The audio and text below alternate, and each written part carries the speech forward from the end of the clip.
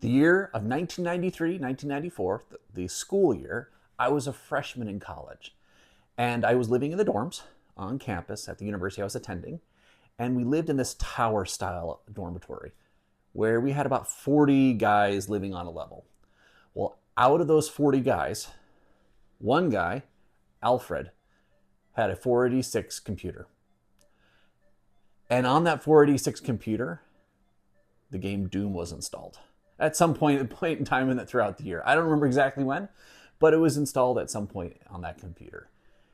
And he basically was a very kind soul, and he let most of the entire floor rotate in through his dorm room at some point and play Doom on his 486 computer. And it was awesome, fantastic, game changing. Now, nowadays, I mean, you can run Doom on an 8088. There's a version for the 8088. There is a version for a TI-83 graphing calculator. And there's even a version that I saw that runs on a pregnancy test of all things, right? So you can run Doom on almost anything. A little while back, relatively recently, a new version of Doom, STDoom, was put out.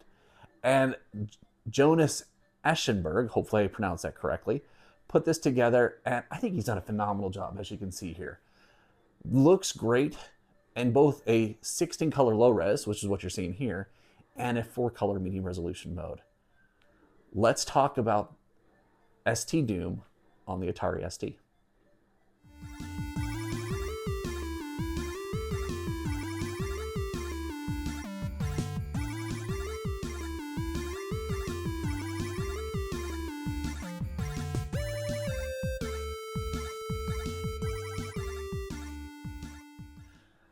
As you can see, that dithering effect that's being used actually truly makes the most of the 16 or 4 colors that are available to us with the Atari ST. Jonas did a fantastic job. Now, for standard Atari STs, you have the music, the Doom music adapted to the YM chip. I mean, it's chip tune soundy as opposed to what you typically would hear with Doom. For the STE, which is what this is, or the TE or the Falcon, you get both the music and the sound. So you'll get the sound of the gun shooting, etc., the sound of the monsters, etc. If you're, like I said, if you're on the ST version, you don't get the sound, you only get the music. Now, while it technically runs on the 8 megahertz Atari ST or STE, it's pretty much a slideshow at that point, right? You can adjust the zoom of the window in order to make it a little coarser, but at a certain point it just becomes a pixelated mess and you can't really tell what's going on. And it does improve the performance by doing that. The gameplay becomes a little more playable on a 60 megahertz Atari Mega STE. Still, it's still relatively slow. And I'll show you some numbers. I've done some benchmarking of it as well that you can see. You can zoom in a little more. If you zoom a little more on a Mega STE with 16 megahertz, it becomes kind of playable. You move to the Falcon, again at 16 megahertz on the Falcon, it plays okay, not fantastic. There's actually a better version of Doom that leverages the DSP chip on the Falcon that actually gets a better frame rate, plays better graphics, etc. For the Atari TT, however, I would say the Atari TT is the first computer that of the Atari ST range that actually feels relatively playable. Now, where does this come in? What you're seeing here on the screen. This is an accelerated Atari ST, STE rather, and so there's some coolness there as well. As it stands, there's 3 different executables that have been put in place. There's the standard 68K version, that's just stdoom.tos. Then there is a STDoom 20, which is effectively a 68020 plus CPU version. So if you have a 68030, 68060, 68020, you run that version. Lastly, you have STDoom 2F, which is for those that have a 68020 or greater, plus an FPU. Now, I haven't had the most success with the FPU version, but the 020 version, that's what we're running right here, works fantastic. As I mentioned earlier, if you throw in some acceleration, like a 68030 running at 50 megahertz, it's really playable. It's actually quite fun. So what I want to do today, in addition to kind of just showing you how this game runs a little bit here, right here, is to actually walk through some benchmarking of the various different systems. I'm going to run this on real hardware, a bunch of different varieties of systems, and get you an idea of how this would actually perform. I can't feasibly test every single configuration that's out there because there are lots of different systems, lots of different add-ins, lots of different stuff, but I can test the systems I have and I'll let you know what versions of the systems I'm testing. All right, so what we're going to do from a testing standpoint is going to divide it into two different parts. The first part is just running the time demo function on Doom. And I'll walk through the process on how to do that. So if you want to do that yourself, you can do that as well. And what that'll do is that will get you get us a consistent numeric calculation that we can compare in each of the scenarios. What I'll do is I'll run each of the different systems through the time demo and then both run it in the 16 color low resolution mode as well as the 4 color medium resolution mode. And just kind of compare the differences between the systems in different resolutions, etc. And the time demo, one thing about the time demo is it runs it at full screen, so the FPS numbers are going to be really slow in some instances. And then part 2, the second part of this, is then I'm going to just do some recording of me playing through the first level on all the different systems. I'm going to try to play it similarly each time, take a relatively short path from the front to the end, and you can kind of get an idea of how the game plays from a playability standpoint. I'm going to test a number of different systems today. First system, a simple stock 1040 ST. Now, when I say stock, it has 4 megabytes of RAM, which is needed to do this. And this one is running at 8 megahertz. You also need to have a hard drive capability of some sort, whether it's an Ultra Satan or one of the various different gem drives that exist out there. You will also need the executable and a version of the Doom.wad. I'm using Doom.u.wad myself. Okay, Atari 1040 STF. That's the baseline benchmark 8 megahertz system. Starting point, slideshow mode. Then we'll run a stock Mega STE at 16 megahertz, a 68,000 at 16 megahertz. Then a stock Falcon 030 running 6830 at 16 megahertz. Moving up again for a stock Atari TT030 running at 50 megahertz, or not 50, 32 megahertz. And then moving into the accelerated Atari STs that I have. A Mega ST that has a Terrible Fire 536, which is a 68030 running at 50 megahertz.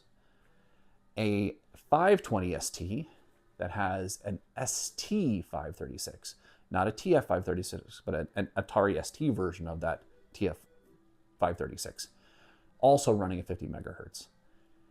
Lastly, not lastly, but second to lastly, we have the 1040 STE that you're seeing here, running with a beta version of the STE 536. I've been running this for the past year. It's a fantastic accelerator. It has bugs.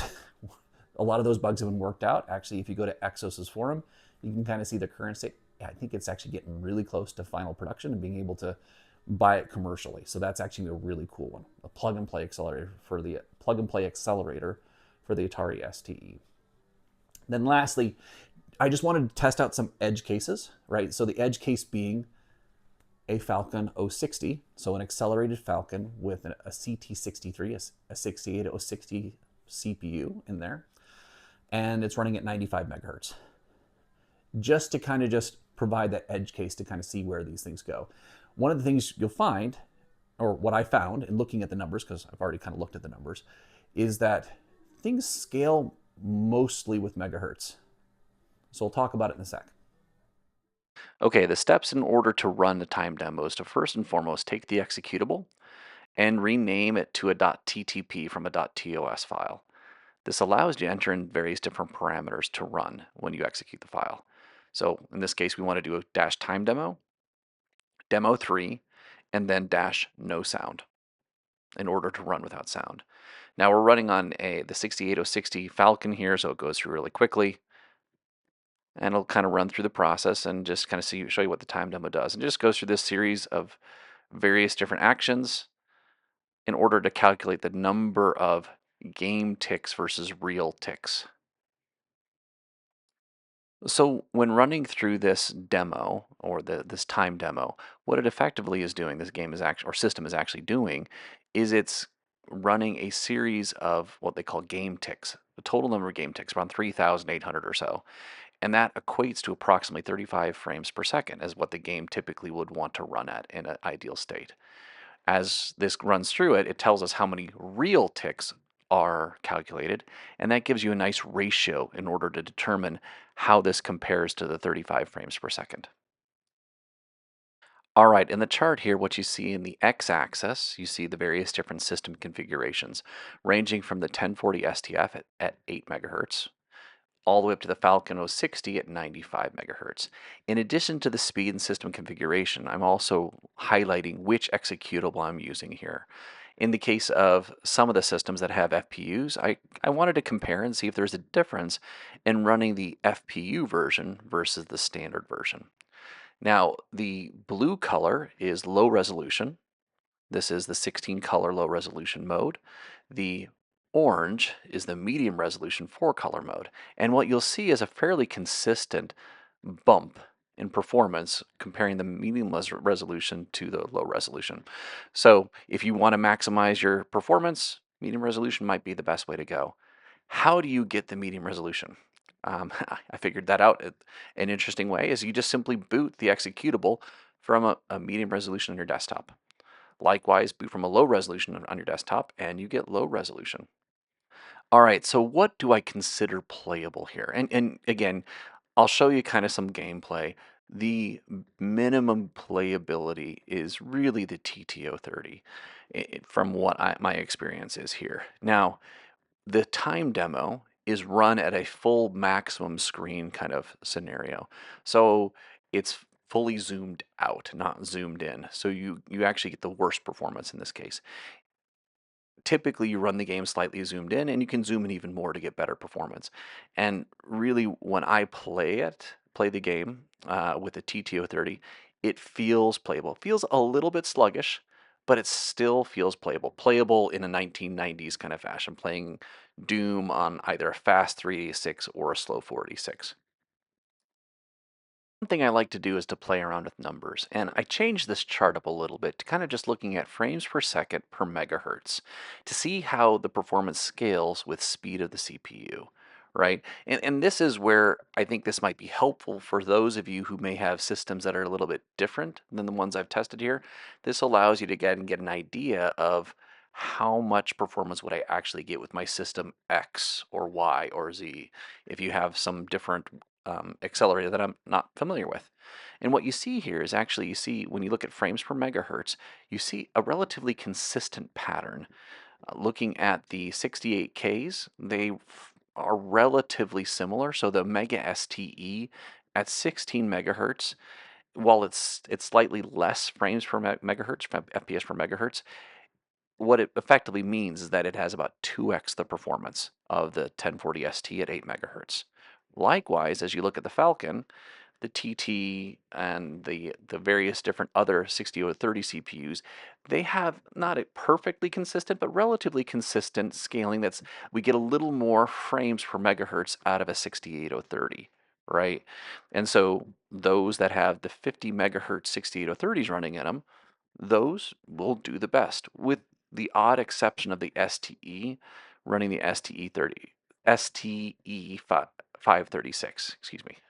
And I think that can be attributed to one of two things. It could be one, that it's still running kind of a beta firmware, or two, it could be that because it's an STE, there are some sort of calls in the code for the sound that are still kind of dragging down the performance of that system.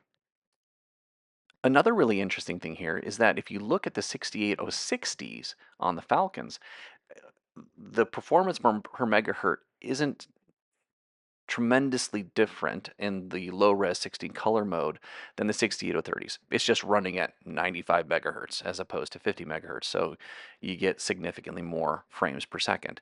However, when you go to medium resolution mode, it goes to the roof. Kind of just an interesting thing to note there. Not sure what's driving it. I'm not a coder and I don't know exactly what the details are. If anyone has some ideas and knows why that might be the case, put it in the comments below. Be interested to know. All right, let's start with the 1040 STF running at 8 megahertz. This is the baseline condition. I am skipping a bit through the loading process. It takes a bit of time here.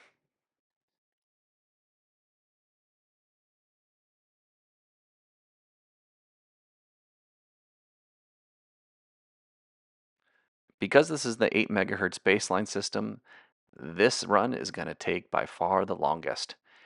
There will be timestamps in the description here, so if you want to skip to a different system and see how that one runs, please feel free to do that. I just want to include it for completion's sake. Once we start in the game, we'll switch over from camera capture to video capture.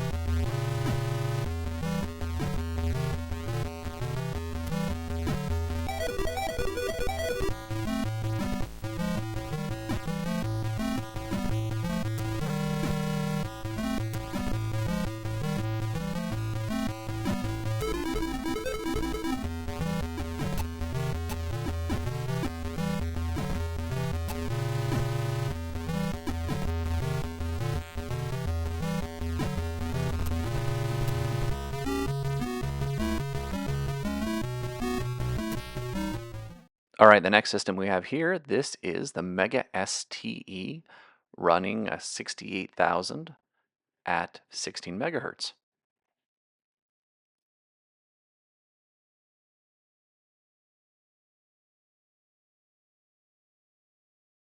This system will feel a little more playable. Still, I don't think it's quite in the playability range.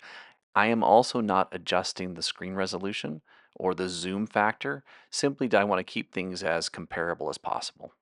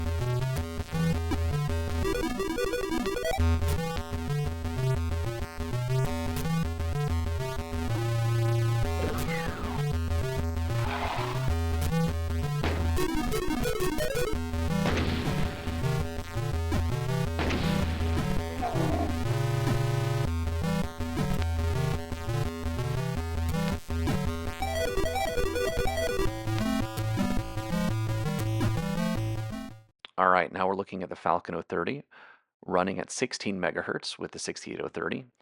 And this isn't much better. It's a little bit better, but not much better than the Mega STE, in large part because it's still running at 16 megahertz.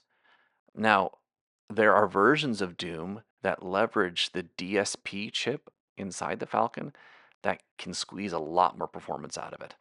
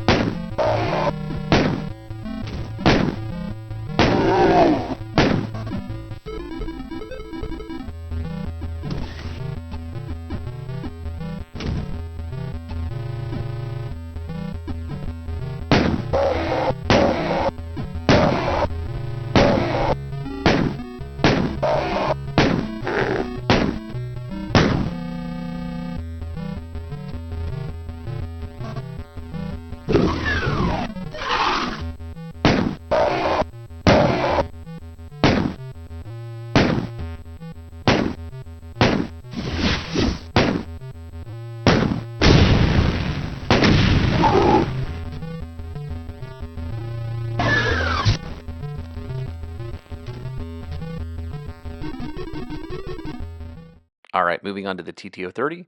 This is the first system that I would deem as feeling playable.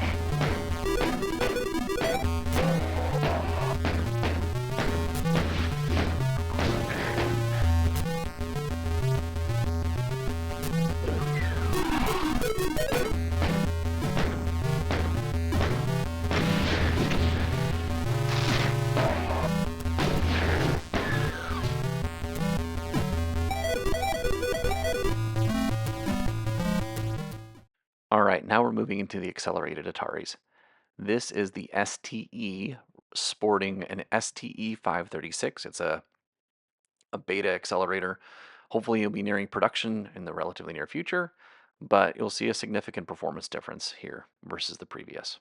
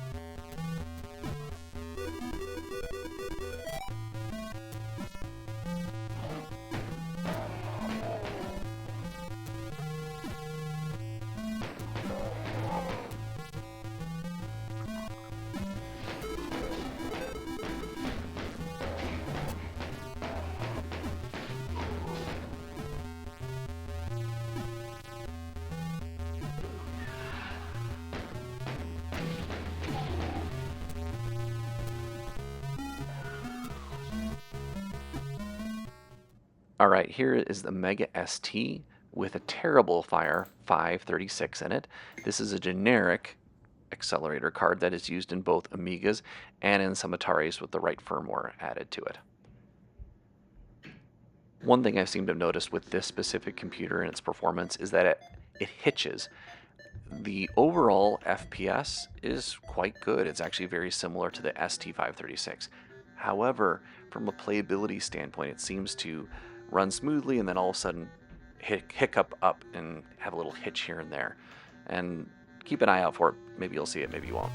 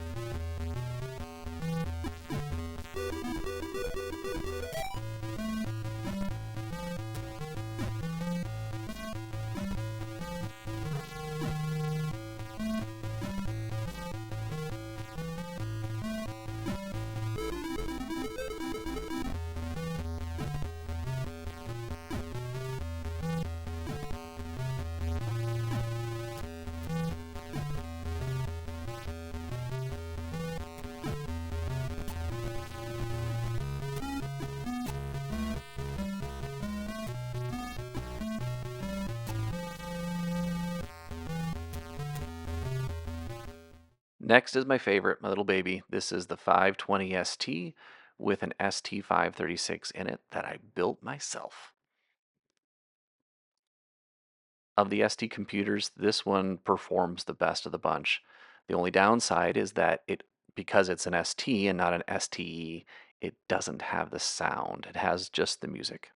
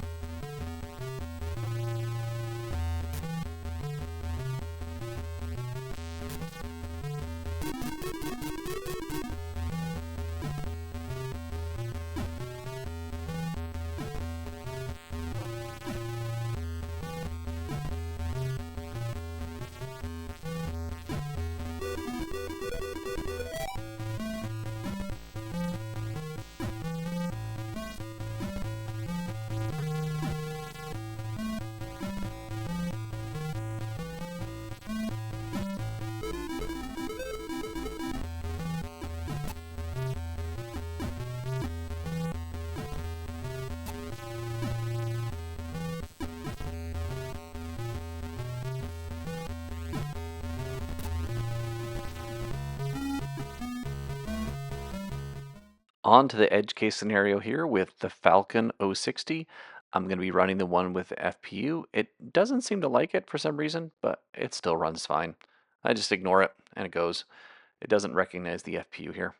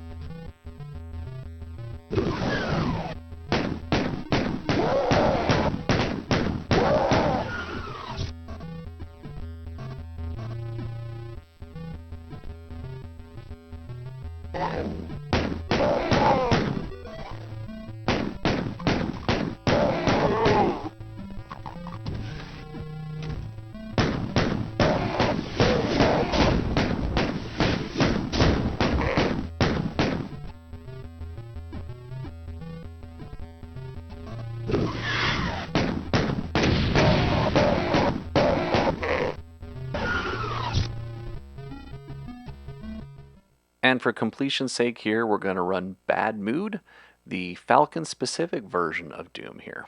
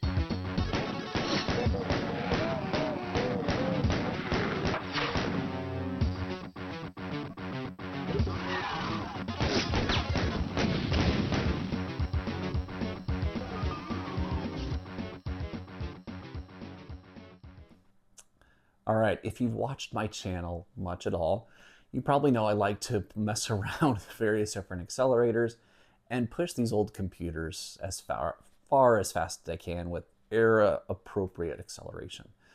And, to be perfectly blunt and honest, in most instances, there's not a lot more special you can do with that extra acceleration, right? You can push the limits on running some very specific programs and some very specific games that truly take advantage of the acceleration. But, or whatever word you want to put in there, this version of Doom, STDoom, is a fantastic case for using an acceleration in an Atari ST. It makes this game playable and actually fun. It is the perfect case for using acceleration in Atari ST. So if this is something you're interested in or would like to try out, this is an interesting path to go. Now, where do I get my accelerators? There's lots of different places to get accelerators. There are a number of different things. There's the Monster Turbo boards for Atari STEs, for both the Mega STE as well as the typical STE. You have your ST and STE 536s, somewhat available, somewhat not available. You can talk to some various different builders who can build you one. I built my own ST 536. This STE 536 I worked with Exos on, and I'm beta testing it, obviously, as you can kind of see here. And like I said earlier, hopefully they'll be available for public purchase at some point, in the relatively near future. But in the end, I hope you enjoyed this and kind of just gives you an idea of how this game might work on your computer. And would this be something you'd be interested in? Great, awesome. If not, no worries. Doom is a fun game, and it's really fun to be playing it on an Atari ST, not just an Atari Falcon, but an Atari ST. All right, thanks for watching. If you like this, like and subscribe. If you didn't, no worries as well. If you have some comments, put them in the comments below. Love to hear your thoughts. Memories of Doom, wishes to play Doom on the Atari ST, or questions on how we get this working. All right, have a fantastic day. Bye.